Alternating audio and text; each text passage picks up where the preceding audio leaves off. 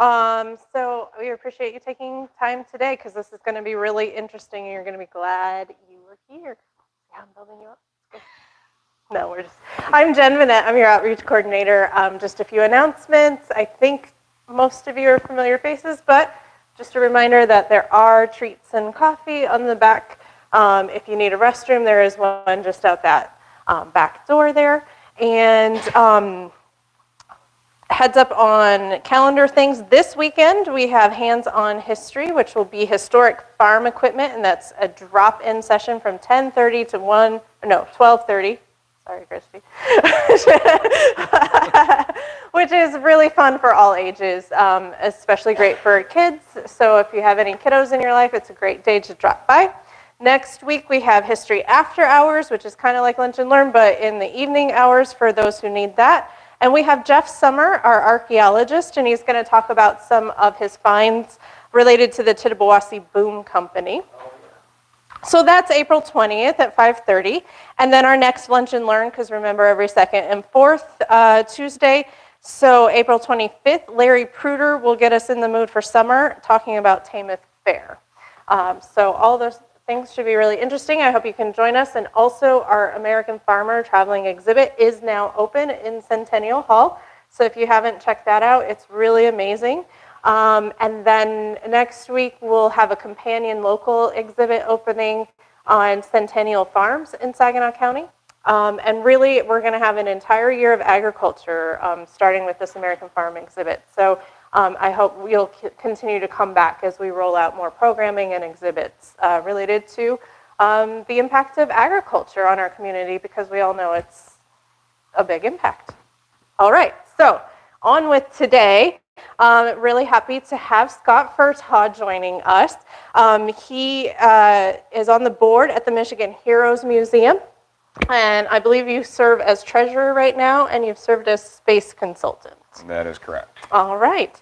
Now, the Michigan Heroes Museum is located in Frankenmuth, and it's the only repository devoted to wartime experiences of one state's people. So it's a really special museum, even nationally. So Scott has focused on his love, which is space and NASA, and so you're going to let us know a little bit about Michigan astronauts. So thank you. Welcome. Thank you. So thanks for having me. Just a little bit about myself. When I was in second grade, we launched Space Shuttle Columbia for the first time. That was back in 1981. I thought that was the neatest thing I'd ever seen, and I was hooked from that moment on. Went to space camp 4 times in Huntsville, Alabama, and wanted to become an astronaut for a very long time. Obviously I didn't. I'm okay with that because I get to do things like this and get to tell stories of some of our astronauts. So a lot of people are surprised how many astronauts are from the state of Michigan, and we don't have any from the Upper Peninsula yet.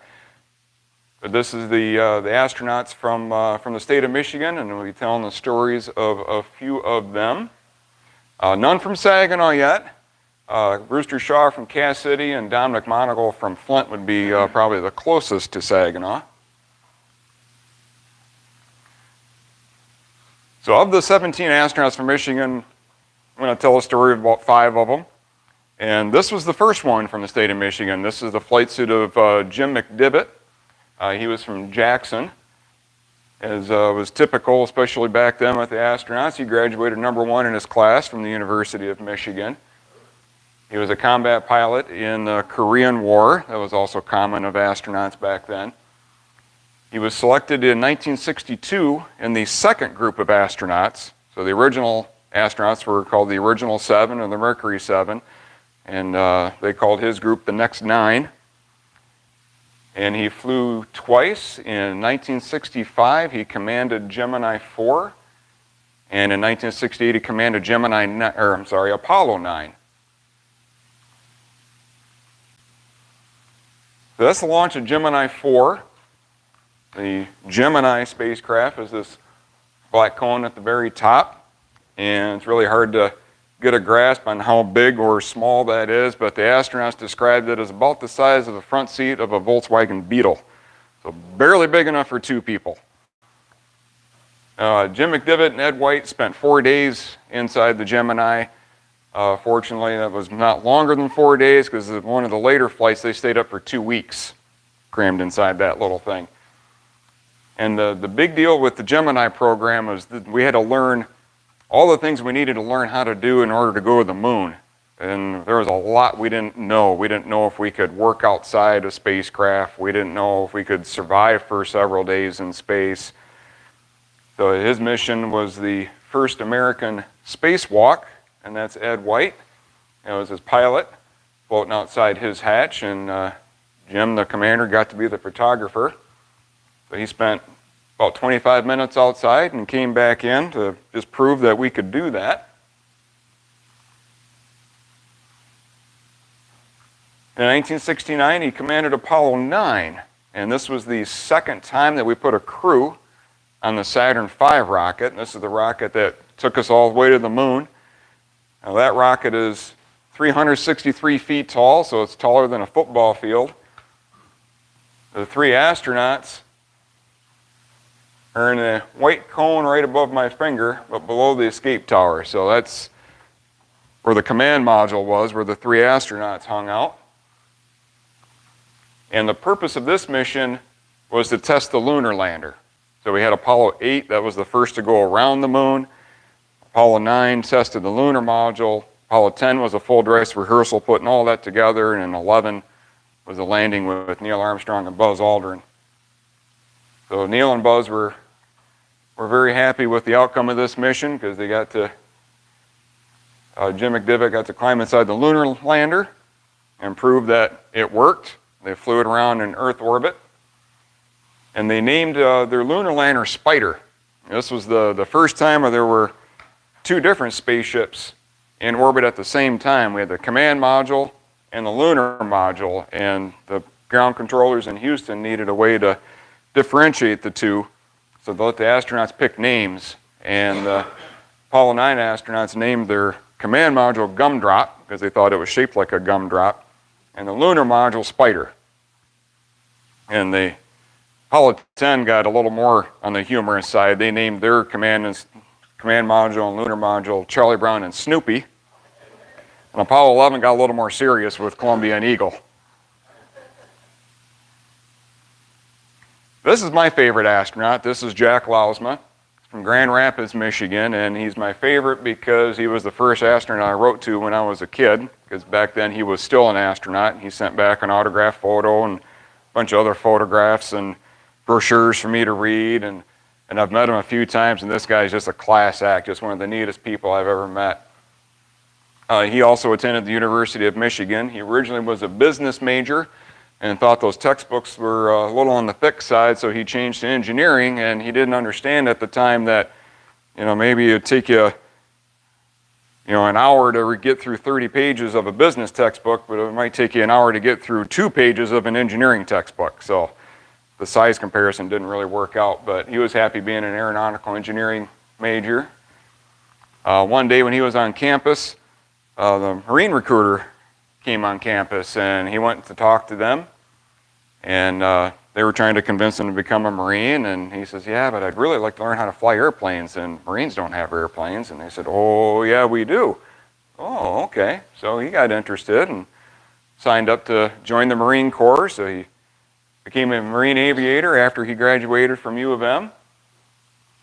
And one day on the Marine base, there was an ad in the Marine newspaper that said NASA's looking for another group of astronauts. And, well, it looks like it might be interesting. And he asked his wife, Gracia, about it. She says, yeah, I think you should apply. And it wasn't until a few years ago that he learned that the reason she was so encouraging for him to apply because she didn't think he had a chance of making it. So he proved her wrong and got selected in the 5th group of astronauts. Those who have seen the movie Apollo 13, he was Capcom on Apollo 13. So he was the astronaut that the crew was talking to when the accident happened. He flew into space twice, spent 59 days on Skylab, our first space station, and he commanded the 3rd space shuttle mission. I think about 135 missions in the space shuttle program, and he commanded the 3rd. He came back to Michigan in 1983 and took on Carl Levin, and we probably all know how that race turned out. And in 2013, him and his wife moved back to Texas with 4 kids and 16 grandkids. There were more family living in Texas than in Michigan. So as he described it, the center of gravity of the family shifted to Texas. So they went to be closer to more family. So this is not from the movie, but from the real Apollo 13. This is in the control room. This is Jack Lausma right here, talking to the crew. And unfortunately, I don't know who this gentleman is, but that's astronaut John Young, Chief Astronaut Deke Slayton. And if you've seen the movie, you remember Ken Mattingly, the guy that was exposed to German measles and was not allowed to fly, so they flew his back up. There's Ken Mattingly. And to this day, Jack still gets emotional talking about Apollo 13 and what they were able to accomplish. So if you're not familiar with it, they were on the way to the moon, oxygen tank exploded, and they had to figure out, they had to solve a lot of problems in a big hurry to be able to get the crew home, and they couldn't just turn around and head back. They had to continue all the way to the moon and all the way back and manage oxygen and power and all those things. And I saw an interview online where he told the story of being in the Mission Control Center when the command module splashed down. And he said they let some of the media into the control room. And one reporter came up to him and said, what would you have done had you not been able to get them home? Thought about it. I don't know, never talked about that. He said they, honest to goodness, spent 0 time or energy, because it would have been wasted time and energy, but what would they do if they couldn't bring it back? Their goal was to bring them home. And the fact that they were able to accomplish that and overcome all those obstacles, he still gets teary-eyed today talking about it. So this is Skylab. This was his first flight. This is actually a leftover 3rd stage of a Saturn V. We had some left over after the moon program, and so we gutted one out and turned it into a space station. Give you an idea how big it is, Jack describes it about the size of 2 large house trailers put together. So you can see there's some people there. This is a cutaway, so it was a big empty volume. And he spent 2 months up there. And twice he got to head outside to do some work on the outside of the space station. So there he is doing a spacewalk. First and only time, so every crew designs their own mission patch. And it usually tells a little story about the mission. So here they did a PG version of the Leonardo da Vinci drawing. They had to clean it up because the public was going to see this. And because they spent time studying the effects of weightlessness on the human body, and they also studied the sun from Skylab, and they also studied Earth from Skylab. And they were very patriotic, hence the red, white, and blue stripes going around. Well, the Y's got their hands on the patch, and they hired an artist to change the man to a woman, change the last names of the astronauts to the first names of the wives, and had some help from people on the ground who hid things strategically, so when the astronauts were up there, they would uncover these patches everywhere as they're unpacking things. The crew had no idea that their wives did this. And this is Gracia Lausma, Jack's wife here, and I don't recall who's who. The artist is one of the 2, and the other 2 wives are in that photo also. This was his space shuttle launch in 1982, and what made his mission different is every other shuttle mission landed at either Edwards Air Force Base in California or at the Kennedy Space Center in Florida. This was only the 3rd launch, so they weren't really comfortable coming back to Florida yet because there's not a lot of room for error because the runway is surrounded by swamp. So they were very comfortable landing at Edwards Air Force Base in California, but the problem was Edwards was flooded at the time that they needed to come home. And so they called up White Sands, New Mexico as a backup, and the day before landing it was very windy, and then the day of landing it again was very windy. And so the NASA people were trying to make a decision on those that were not important, whether to fly to Florida, because they might have to land there, or to stay in New Mexico.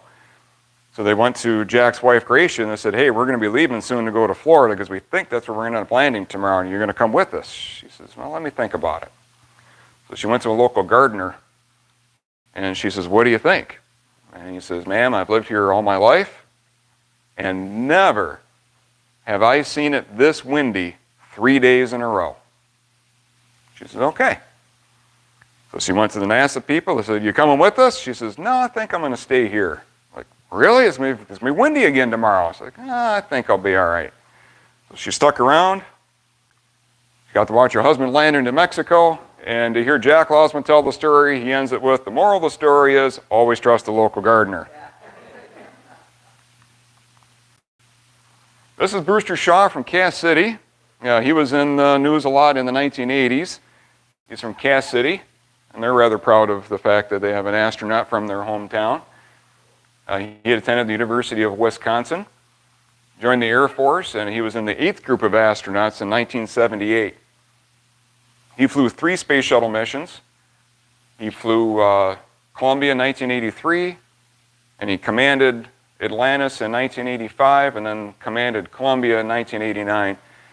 Later climbed the ranks at NASA. He eventually got to shuttle program manager. Then he got a job at Boeing, where he rose to vice president of their space operations. And fun fact about Brewster is he's one of the founding members of the all-astronaut band Max Q.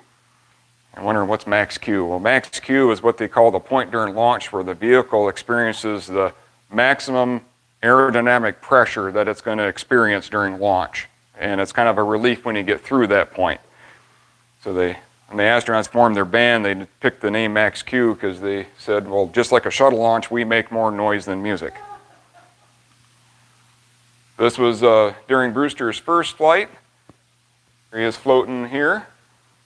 And some of you may remember John Young. He was a 6-time astronaut back from the Gemini days through the shuttle. He got to walk on the moon.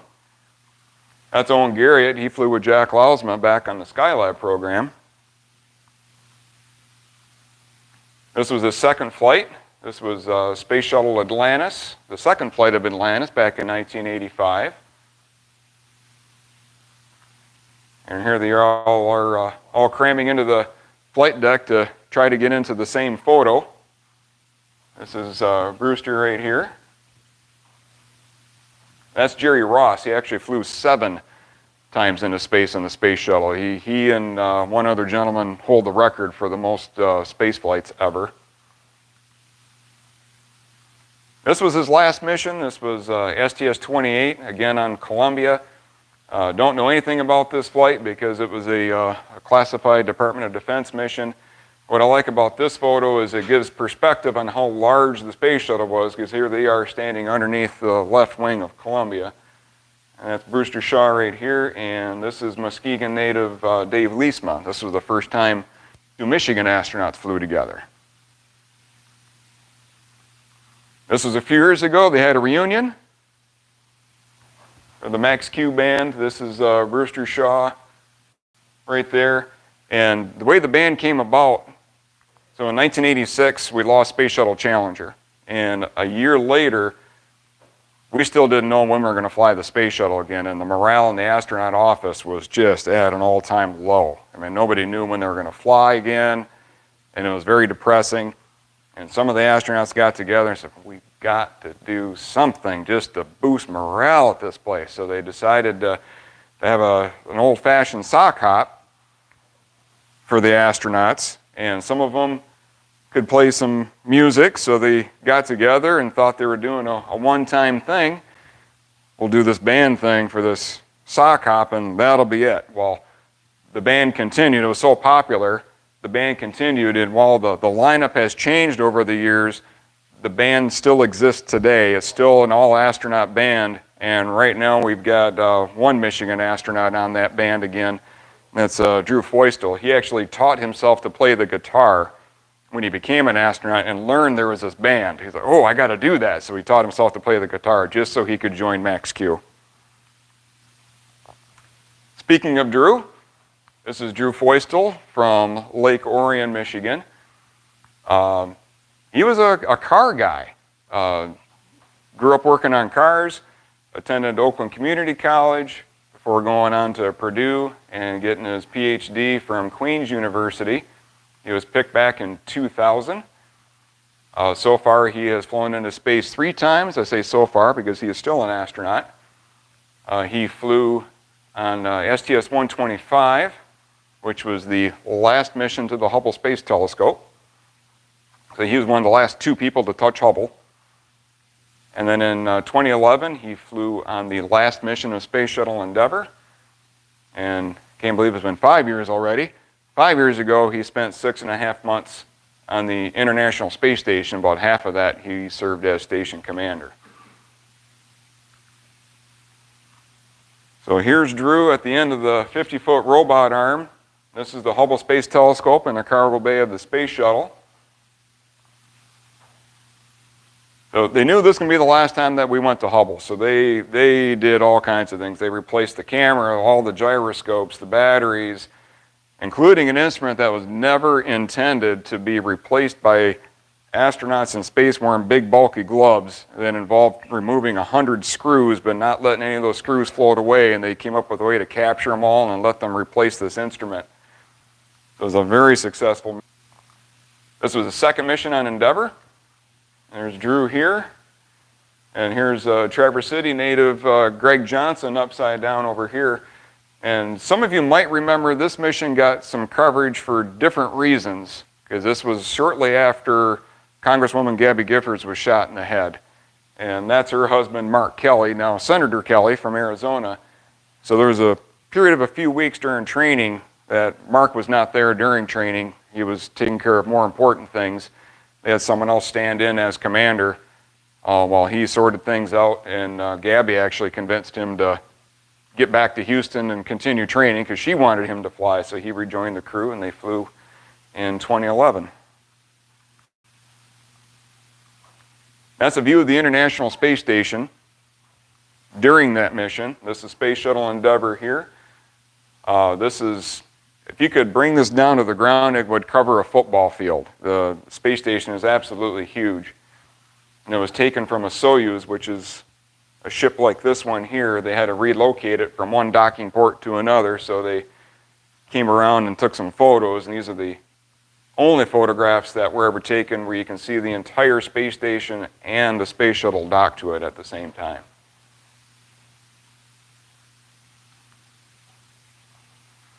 So 5 years ago, Drew launched on a Russian Soyuz, and the Soyuz would have been located up here at the very top. This was after we retired the space shuttle, so we had no way of getting people up and down. We didn't have the SpaceX Dragon taking people up yet.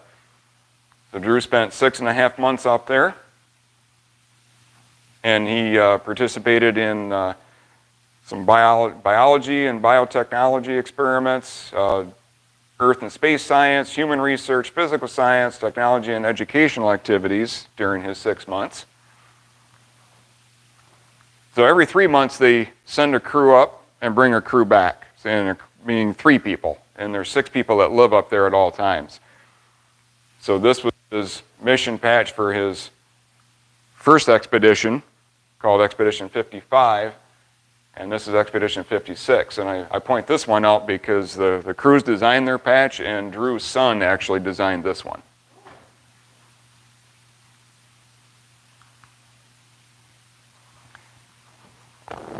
Now, let's see if this video works.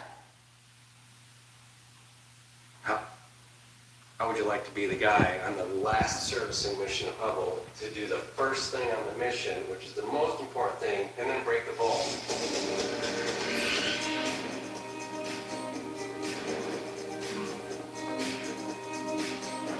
Well, I grew up in Detroit. Detroit's the Motor City. My father and uncle were both engineers for Ford Motor Company. I was always exposed to mechanics and mechanical things, and then while I was attending community college, I landed a job, a classic automobile restoration shop, and particularly work on old 1950s Jaguars. And that was where I guess you could say, worked professionally as an automobile mechanic and restoration specialist. And being a mechanic has been very beneficial to me, I think, as an astronaut My first mission was repair the Hubble Space Telescope, and I think that my skills and my aptitude with tools had a lot to do with the assignment to that mission. Because the first DVA that we did was to replace the wide field tooth camera. On my first flight to space, my first DVA ever, my first task in space was to go out with a wrench and release the bolt on wide field camera 2. And I was doing my job, got in my suit that day, went outside, got on the arm, got my tool out, went up to the telescope, and tried to release the bolt, and the bolt was stuck.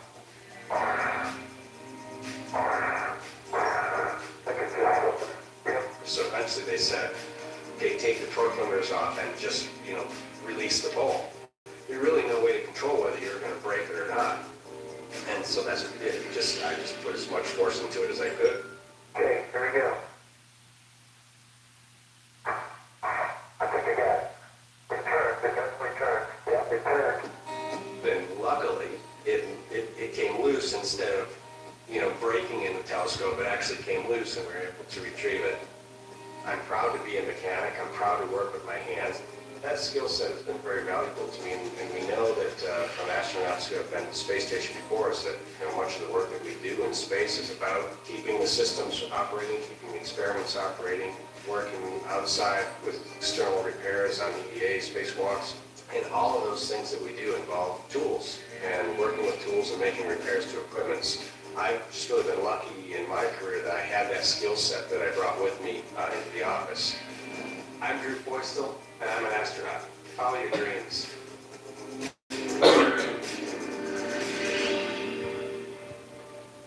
So Drew is also the one that... How would you like? So whenever someone in the astronaut office has car trouble, you can probably guess whose garage they go visit. This is Christina Cook. Now, I knew I was going to bring her flight suit today and make her a part of the presentation. I had no idea she was going to be in the news last week. She was named to the crew of Artemis 2, which is going to go to the moon hopefully the end of next year. They're not going to land, but they're going to do like Apollo 8 and go around the moon and come back on a 10-day mission.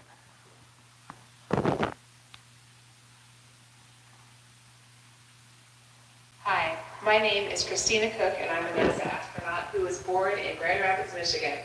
My family in Michigan are both farmers and factory workers, and they taught me the value of hard work, something that's been important to me my whole life and is still important every single day. Thank you for watching my story. No, she didn't record that just for this. At the Michigan Heroes Museum, we were putting together some educational videos for the purposes of letting classrooms show these videos, and Frank Beckman of WJR, when he was around, was narrating them, and one of them was her story. So we thought, well, what better than to have herself record a little intro? So we sent her an email and said, hey, would you mind? And came this video that she did on her phone. So that wasn't just for me for today. This is Christina Cook. She's from Grand Rapids, and she was about 2 years old when her and her mom moved to North Carolina, but returned to Grand Rapids every summer to help on her grandparents' farms. Her grandparents had a farm market in the Grand Rapids area, and she very publicly credits her grandparents for her work ethic today. Just the hard work of working on a farm. Talking about the agriculture exhibit here. Christina is well aware of the hard work that goes into agriculture. And when she was in college, she even spent an entire summer living at her grandparents' house, working on the farm during the day, working at Meyer in the evening to pay for the next semester of school. She got a bachelor's and a master's in electrical engineering. She had several different research positions that took her into remote places around the globe before she ever applied to be an astronaut. She got to spend time in Alaska and Greenland and even Antarctica, so she was very well rounded and familiar with being alone in isolated areas. In 2013, she applied to become an astronaut, and she was selected in the 21st group of astronauts.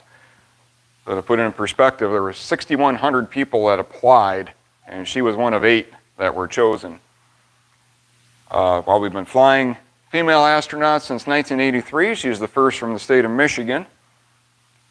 And so far she has flown once, even though we have a lot of patches here. This is her launch patch on the Soyuz. And because she was up there for so long, 328 days, which is a record as the longest single space flight by a woman. So she participated in expeditions 59, 60, and 61.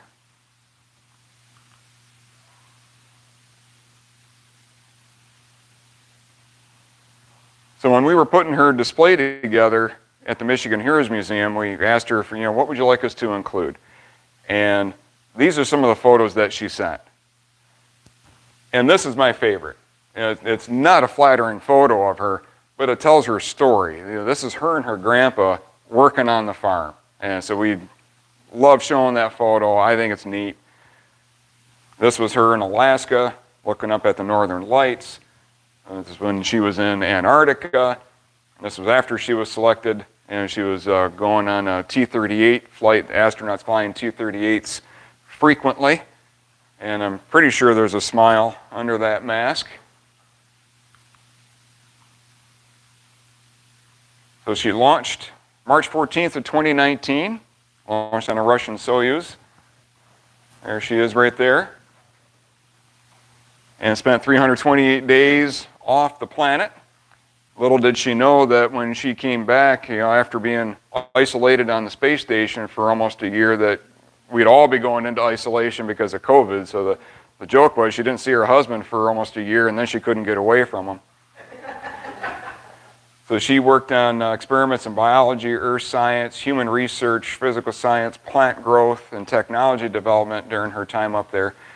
She got to go outside 6 times during her stay up there, and 3 of those happened to be the first, and then the second and the third all-female spacewalk.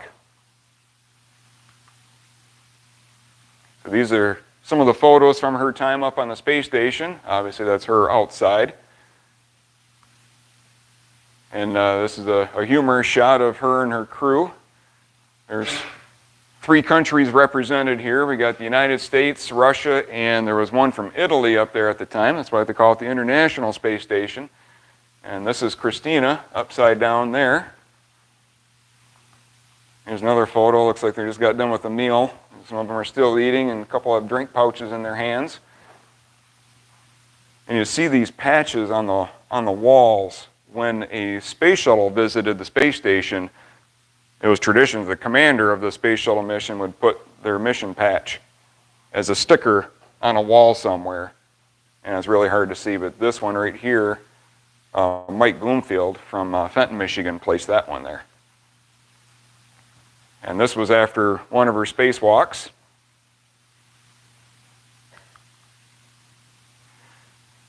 So social media was very popular by the time Christina was flying. So these are a couple of her tweets from space.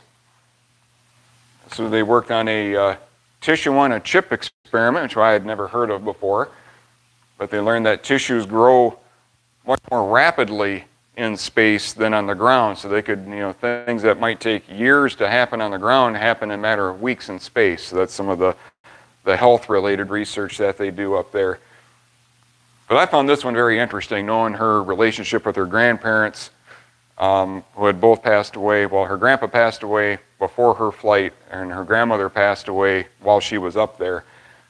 But this was pictures that she took of her harvest. And doesn't tell what it was she was harvesting, and I'm not sure what it is, but she dedicated her harvest to her grandfather.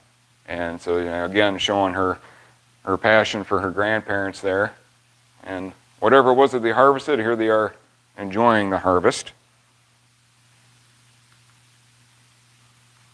This shows a little bit about what they do in their free time. They have a pretty packed day, 6 days a week.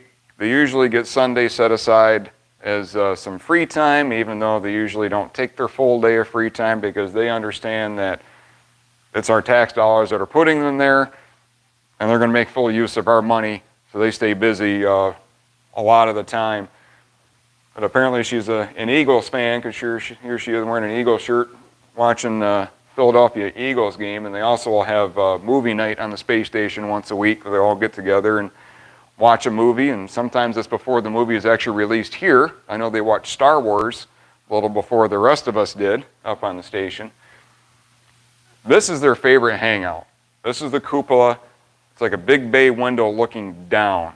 And this is where they like to spend their free time, and they all become very good photographers while they're up there taking pictures of the ground and different things on Earth. Some enjoy taking pictures of home. Greg Johnson from Traverse City talks about looking down on Traverse City from space as a very emotional experience, and he got choked up taking a picture of his hometown from up there. He said looking at home from a different perspective is a very emotional experience. So that's what a celebration looks like when you get back after 328 days off the ground. Some people, when they get pulled out of the Soyuz, do not look well at all, because they're getting used to gravity for the first time in a long time, and she adapted rather well. I remember when Drew Feustel was pulled out after his mission, he did not look so well. And last week, she was named to the Artemis II crew. Now, they're going to ride a very large rocket. Right now, they're targeting November next year. So this is Christina and her crew, and they're going to be going around the moon and coming back to prove that their spaceship, which has flown without a crew before, that all the life support systems and everything works exactly as we think it does, paving the way for Artemis III, which will be the first landing on the moon since the Apollo program. And the interesting thing is, all four of these crew members, none of them were alive the last time we were at the moon.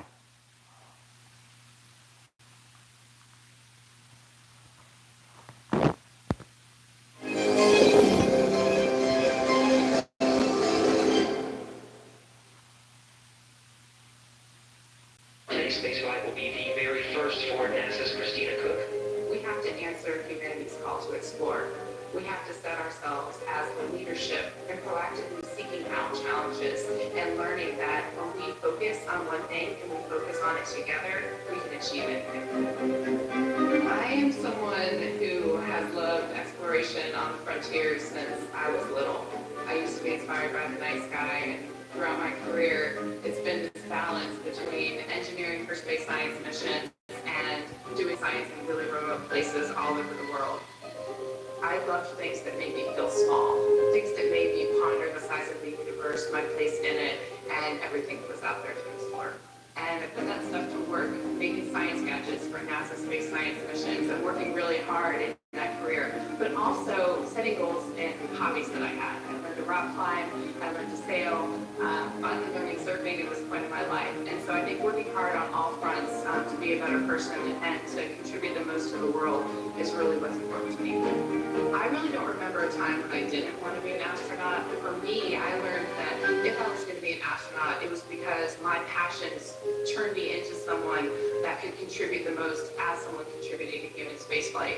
So I didn't necessarily live my life according to checkboxes of how you can become an astronaut, but I followed those passions, and one year looked at who I could become, the skills I had gathered, and I asked, could I sit across from the table and present myself as someone who could do this well? And I thought, I'm going to give it a shot.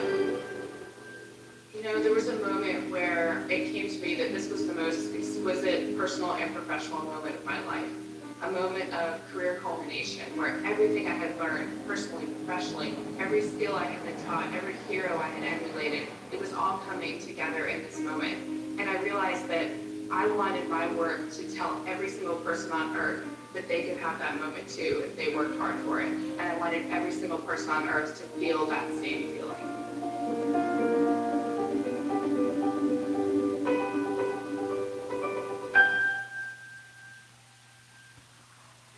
This video and would like to see more NASA. So that was Christina. She's the most recent astronaut. This is the Michigan Heroes Museum in Frankenmuth, where these flight suits came from. As Jen said, we're the only museum of its kind in the nation that we focus on the people and their stories from the state of Michigan that served in the military and some of our astronauts. If you go inside, because the outside really doesn't tell our story very well, we tell everyone that we're not a war museum and not a hardware museum, but look for the tank and the plane outside. Once you get inside, you see the stories of the individuals. Now, this is Greg Johnson. I mentioned him. He's from Traverse City. That was a few years ago when he brought us this flight suit, and it was very interesting when he plopped the flight suit down on the table and he started opening zippers because he knew one of them had some earplugs in there because the last time he had used that flight suit was in a T-38 when he was wearing earplugs, so he made sure to throw those away before giving us the flight suit. Some of you may know Travis Mills or heard the name Travis Mills, the quad amputee from Vassar. We have his uniform on display. And this is our daughter's favorite display. This is Holly Magoo. She was the first female, and I believe the only female from the state of Michigan killed in Iraq. Those are some of the astronauts from the state of Michigan. Hope I didn't bore anybody in here too much. Appreciate you listening, and appreciate my wife tolerating my passion. She listens to a lot of this. I promise you she learned nothing today. Because she's heard all this. She probably could have done this presentation better than I did. But that's all that I have. If you're interested, we've got some brochures and some passes to the Michigan Heroes Museum, located in Frankenmuth on White Street between Bronner's and the Frankenmuth Motel. And on that note, I'll open it up to any questions anybody has. Yes? I'm sure there's like a panel, but how do they select the astronauts that are going to go? So there is a panel. So first there's an application, and you got to meet this criteria. You have to have a degree in math, science, and engineering or education. Not so much the flying time. Back in Mercury through shuttle days, the pilot astronauts needed to have the flying experience, but that's not really true anymore. So you don't need to be a pilot anymore. Like Christina, for example, was not a pilot when she became an astronaut. So once you meet the criteria, fill out the application, send it in, they sift through it, and they'll pick out like the best 200 and bring them in for a week-long interview at the Johnson Space Center in Houston, where they meet with doctors and psychiatrists and other astronauts, and they put them through the ringer. And how they narrow it down from there to, in Christina's case, 8, is even the astronauts don't know exactly how that happens, how they get whittled down. Christina hasn't visited the museum yet, but her family has, and her mom shared a story with us. Christina has very large hands for a woman, and she doesn't know this, but she thinks she got selected because of the size of her hands, because she would have more muscle in her hands, which will allow her to move the gloves easier, because when you're wearing those gloves on a spacesuit and they're pressurized, they're hard to move. And she has no idea if that's what made her one of the 8 out of 6,100 or not, but she wonders if that's how she got picked. Does that at all answer your question? Yeah. Okay. Yeah. Yeah, I think the woman is like 300 days of space. My question is like that number is directly up together or separate times for that? So that was all one mission. One place? Her 328 days were spent entirely one mission on the International Space Station. Oh, time, my God. It is a very long time. A normal mission on the space station is 6 months. Hers was extended to a year. With all the people? Was there, or just... Yes, so there's 6 people up there. Right now we're up to 7. Now that we're flying the SpaceX Dragon, we can have an extra person up there. So we're up to 7 now, but when she was there, it was 6. So she always had 5 others. I don't know how they do it. Yeah, I'm sure there's some personality tests that go on because you're going to be spending a lot of time with very few people and you can't get away from them. But yet they all get along. And that's what amazes me with the station, you know, with all the political stuff going on between us and Russia. There's Americans and Russians living up there right now, and they all make it work. And you can't tell me they never talk about politics. I just find that hard to believe because they, even though they do different things during the day, they all gather for dinner at the dinner table every night, or what they made at dinner table. So I'm sure it comes up in conversation. Yeah. How many are in the pool at any one time? Right now, I don't know the exact number. It's between 50 and 60. During the shuttle days, that number was higher because we were flying 7 people at a time, 5 or 6 times a year. Right now, we're in somewhere between 50 and 60. When is the next mission? So Christina's mission, Artemis 2, will be November of next year at the earliest. But we have people living on the space station around the clock. So every 3 months, we're launching new astronauts to the space station. Yeah. Looking at those pictures of, I'm going to call it the capsule, the inside of where they stay, does that get made, shaped, whatever, according to how many people are going to be in there? I mean, there were 7 sometimes, and there's 2 sometimes, so there's got to be a difference in size. There's a major difference in size. Back in the Gemini days when Jim McDivitt flew, it was just barely big enough for 2 people. Apollo was big enough for 3 people, and they had a little bit of elbow room. The space shuttle was designed to comfortably, use that kind of loosely, carry 7 people. And there was enough room for them to not be running into each other all the time, depending on what they were doing. The space station is very, very large. It's about, I think it's about 150 feet from one end to the other end, with some modules plugged in on the sides also. And there was one of the later shuttle missions was visiting, so there were the 6 people on the space station were living there, plus 7 astronauts from the space shuttle were there.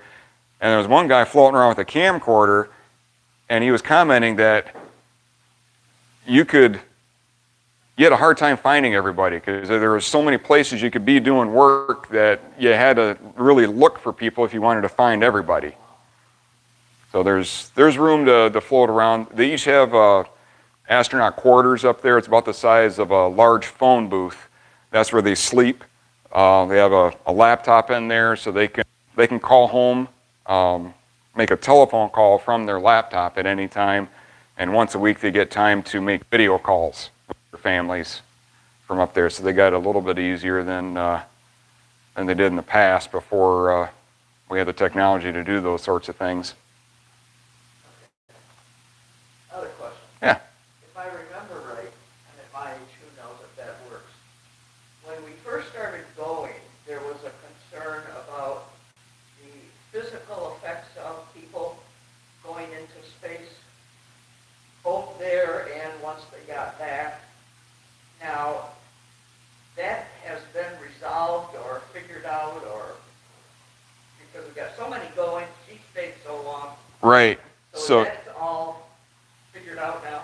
Yeah, so I mean, you want to go way back to, the Mercury days. I mean, there were people that didn't know if we could swallow in space, if that would work. And so, yeah, there was a lot of learning that, yeah, we really can live and work in space.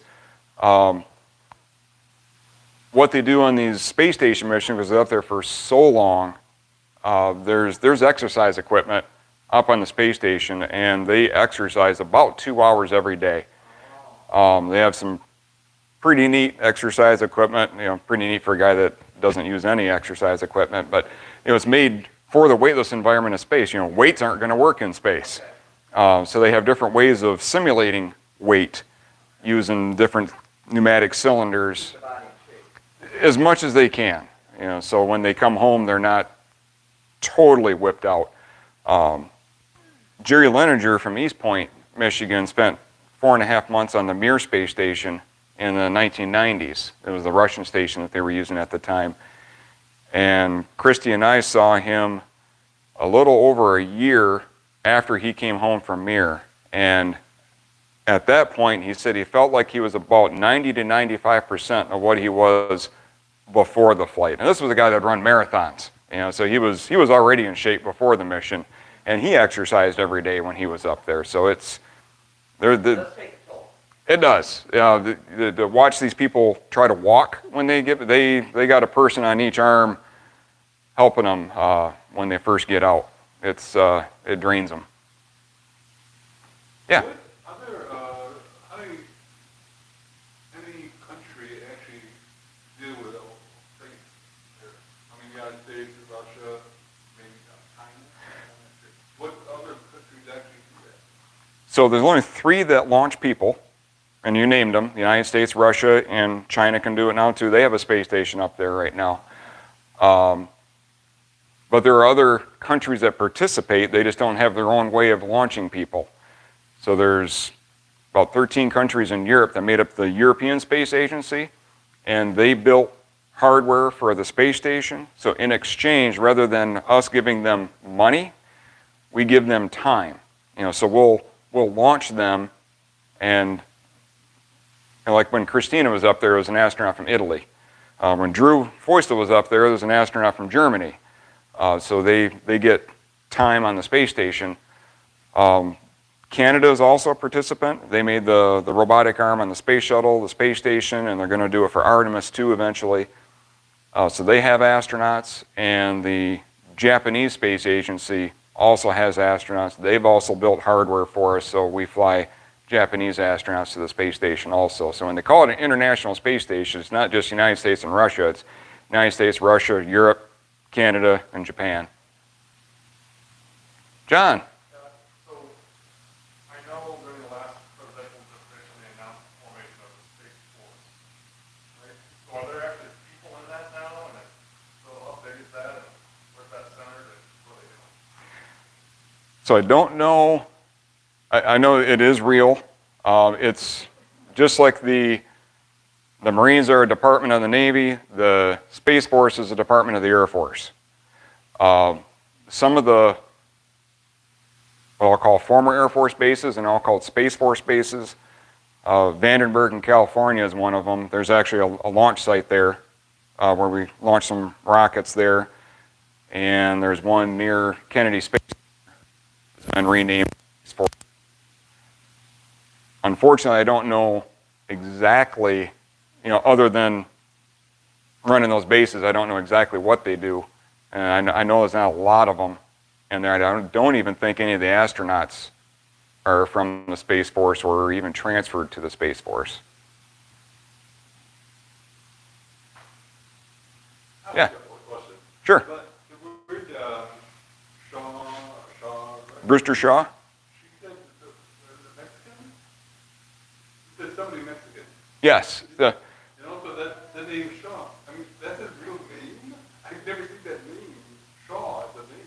Yes. Yeah, actually, Brewster has a descendant, I'm not a descendant, an ancestor, the other direction, that came over on the Mayflower.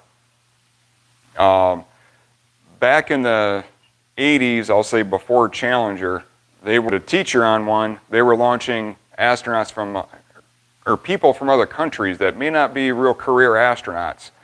And, Mexico was one, Saudi Arabia was another one, some countries in Europe, trying to show, hey, this is a operational vehicle, and it's like an airplane, and we can fly all kinds of people on it.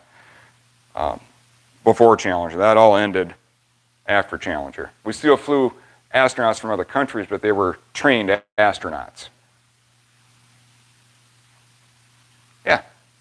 Again, there's things in this world that I just can't imagine. Looking at those pictures with the outside and inside more, I think. Electronic, the wires and you've got to have is there an engineering degree high enough to be able to build that stuff and maintain it? And absolutely fascinates me about the space station.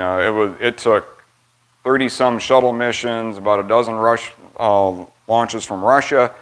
All these components were launched at different times, built in different countries, people in different time zones speaking different languages. And none of these components touched each other until we got them up there, and everything just fit together perfectly, and it just blows me. It's an amazing technological achievement building that thing. Over time, it has gotten messier up there. They keep launching more things, and they can only bring back so much, so it does get a little more cluttered up there, but they do a fairly good job of keeping track where everything is. One almost exception, when the space shuttle last visited, they took an American flag up there, and they said that the next American spaceship that visits gets to bring this home. And fast forward about 10 years, when the SpaceX Dragon visited, a few months before that, they started scrambling because they had no idea where that flag was. Nobody could remember well, I think it was over there, and they're calling people who served in the station 5 years ago. Did you see the flag? Where did you see it? And they did find it, but it took a little while. All right. Well, thank you so much, Scott. This was really, Thanks for having me. I appreciate you being here. And remember that he has some pamphlets and passes up here, too. So thank you all for coming.